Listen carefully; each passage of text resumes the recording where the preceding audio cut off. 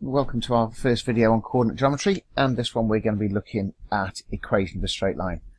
Now at GCSE you should be very familiar with y equals mx plus c, so we're going to have a quick look at that, and then we're going to have a look at how we can use the equation in a slightly different form. And I've got to be honest with you, I don't tend to use y equals mx plus c a whole lot at A level. It does tend to be the new version.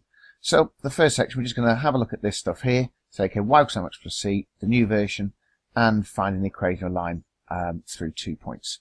So here we go. Let's say this is basically GCSE, so let's just quickly recover it. So we've got the equation of a line that goes through those 2 points. Sometimes I find it fairly useful just to draw a little sketch, because straight away that gives me information about the line. It's telling me straight away that I've got a positive gradient, so I know I'm going to expect that.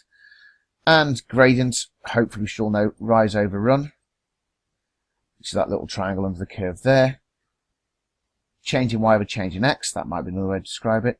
Or the more formal version, which is this one, y2 minus y1 over x2 minus x1. Basically what we're saying is y2 and y1 represent two y coordinates, x2 and x1 represent the two x coordinates. So that's still change in y over change in x, just written in a slightly more formal and more mathematical way. So here we go, the gradients. Using this version here, so what kind of the difference between the y coordinates? We've got 8 minus minus 4. The x we've got 3 minus minus 1. I'll be very careful with signs. Gives us 12 over 4, so we've got a gradient of 3. So if we stick that now into y equals mx plus c, we've got the value of m. So we've got that gradient is 3, so there we go, y equals 3x plus c. The next thing we've got to do is work out the intercept. So to do that, I'm going to use either of my coordinates, and I've chosen to use 3, 8 primarily just because it's easier to use that one than it is to use the one that involves negatives. But I could have chosen minus 1, minus 4 instead. Either will work absolutely fine. So let's take those values and put them in. So there's my x coordinate of 3, there's my y coordinate of 8. What that does is gets rid of the x and the y in this equation and just leaves the only variable left, which is the c. So that's the thing I'm going to try and find, and clearly that leads to c equals minus 1. So there we go now. There's the equation of the line. That line is y equals 3x minus 1. Moving on, now that's all well and good because the gradient was nice and simple, but when you get fractional gradients, as you tend to do a lot more at this level, then the new technique I'm going to show you now works a whole lot better. And particularly, if you have a look at the question, we're told, okay, exactly the same thing. Where's my mouse? There it is. Find the equation of the line that goes to those 2 points, but we've got to write it in this form. ax plus by plus c equals 0. Okay, whereas a, b, and c are just numbers.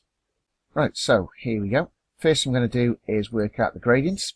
So again, there's our formula. Now in the last one I did a sketch just to get a sense of what's going on, but technically speaking, you don't really need it. You can do the whole thing without a sketch. So I'm just going to use the numbers from the coordinates, plug them into my formula.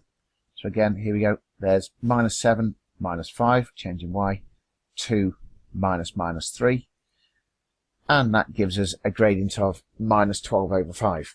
Okay, and at this point, if we put that into y equals mx plus c, we're going to have to deal with fractions, and I've got to be honest, it's easier not to. So what I'm going to do is put them into our new version of the equation of the line, which is this thing here, which is, you need to make sure you remember. Essentially, all it is, if you have a look at this one here, is essentially a rearranged version of the gradient formula, but just using one coordinate and essentially kind of fixed values of x and y. So, here we go. We're going to plug in a coordinate, same as we did last time, and again, I can pick either coordinate, it makes no difference, and I'm going to put the values of 2 minus 7 along with that value there into my equation. Here we go.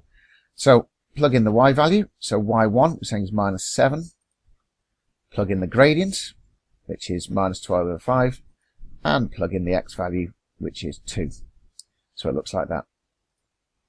At this point now, this is where we can avoid doing the fractions thing, and still a load of students, and it drives me insane. We'll multiply out the brackets on the right hand side here, so they'll do 12 over 5 times by all this stuff and still end up with a whole bunch of fractions, when in actual fact the far easier thing to do is say, well, I've got to essentially divide by 5 here. So let's take that over to the other side, turn it into a multiply, and what we get is that. And straight away you can see all the fractional stuff has disappeared, and the whole thing is left in terms of whole numbers, which is the integers bit that was referred to in the question.